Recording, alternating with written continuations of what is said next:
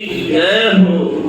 मंगलम भगवान विष्णु मंगलम गरुड़ध्वज मंगलम पुंडरीकाक्ष मंगलाय तनोहरि या देवी सर्वभूतेषु शक्तिरूपेण संस्थिता नमस्तस्यै नमस्तस्यै नमस्तस्यै नमो नमः।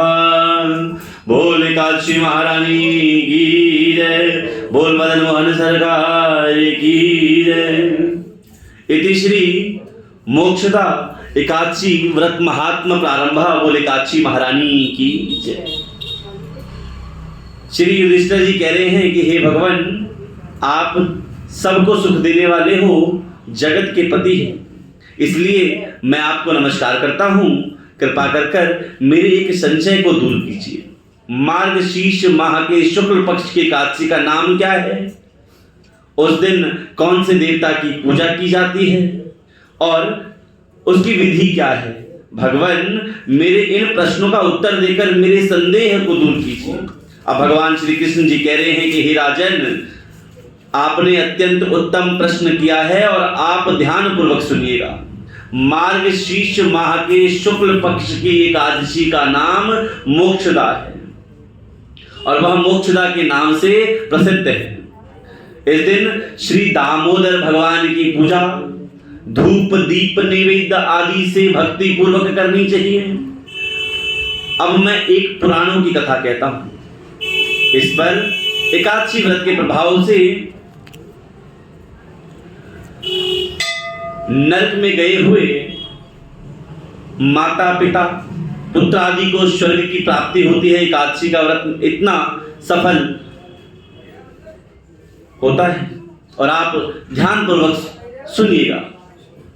प्राचीन गोकुल नगर में बेसामक नाम का एक राजा राज्य करता था। उसके राज्य में चारों वेदों के ज्ञाता ब्राह्मण रहते थे। रात्रि को एक दिन स्वप्न में राजा ने अपने पिता को नरक में पड़े देखा।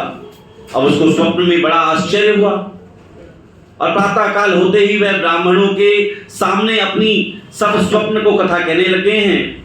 और ब्राह्मणों, रात्रि को स्वप्न पे मैंने पिता को नरक में पड़े देखा है। उन्होंने मुझसे कहा कि हे पुत्र, अब मैं नरक भोग रहा हूं, मेरी यहां से मुक्ति करो। अब मैं क्या करूं, कहां जाऊं? उस दुख के कारण मेरा शरीर तप रहा है। अब आप लोग मुझे किसी प्रकार के तप दान आदि को बतावें जिससे मेरे पिताजी को मुक्ति प्राप्त हो। उस उत्तम पुत्र का जीना व्यर्थ है जो अपने पिता का उद्धार ना करे। राजा के ऐसे वचनों को सुनकर ब्राह्मण बोले कि हे राजन, यहां से करीब ही वर्तमान भूत भविष्य के ज्ञाता पर्वत नाम के एक ऋषि का आश्रम है। आप यह सब बातें उनसे जाकर पूछ लीजिए, वे आपको इसकी विधि बता देंगे। राजा ऐसा सुनकर मुनि के आश्रम पर गए हैं और उस समय चारों वेदों के ज्ञाता पर्वत मुनि दूसरे ब्राह्मणों के समान बैठे थे। राजा ने जाकर उनको साष्टांग प्रणाम किया।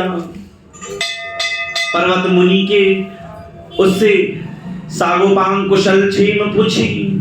तब राजा बोल रहे कि हे देवर्षि, आपकी कृपा से मेरे राज्य में सब कुशल है, परंतु मेरे मन में अशांति रहती है, उसका कुछ उपाय कीजिए।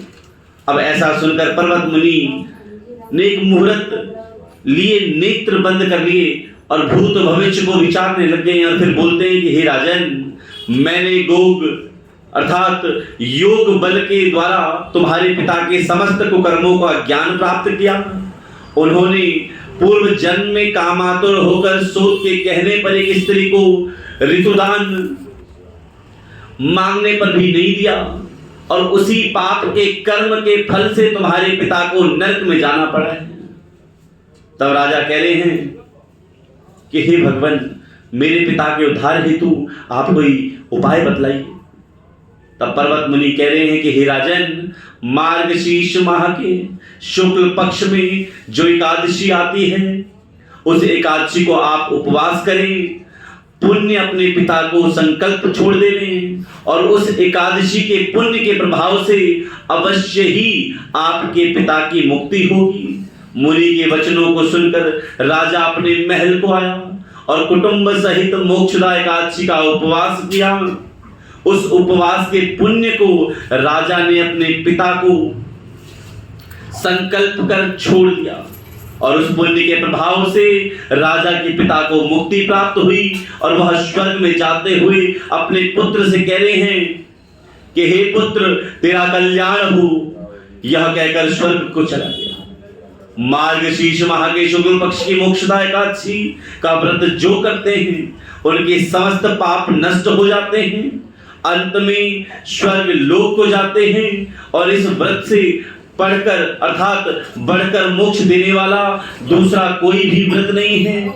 और इस कथा को सुनने व पढ़ने से वाजपेयी यज्ञ प्राप्त होता है। बोले काशी महारानी की जय। इति श्री काशी व्रत महात्मा समाप्तः। श्रीमन्नारायण नारायण